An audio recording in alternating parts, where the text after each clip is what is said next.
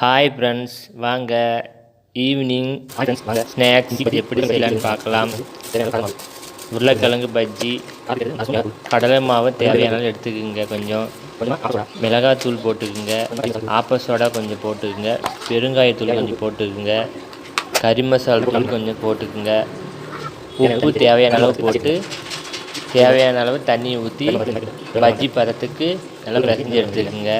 உருளைக்கிழங்கு 2 எடுத்துக்கோங்க, நல்லா சீவி எடுத்துக்கிட்டு தேவையான அளவு எண்ணெயை கடாயில் ஊற்றி எண்ணெய் காஞ்ச உடனே பஜ்ஜி மாவில் பரட்டி எடுத்து போட்டிங்கன்னா ஈவினிங் ஸ்நாக்ஸ் உருளைக்கிழங்கு பஜ்ஜி ரெடி. பிடிச்சிருந்தா லைக் பண்ணுங்கள், ஷேர் பண்ணுங்கள், சப்ஸ்கிரைப் பண்ணுங்கள்.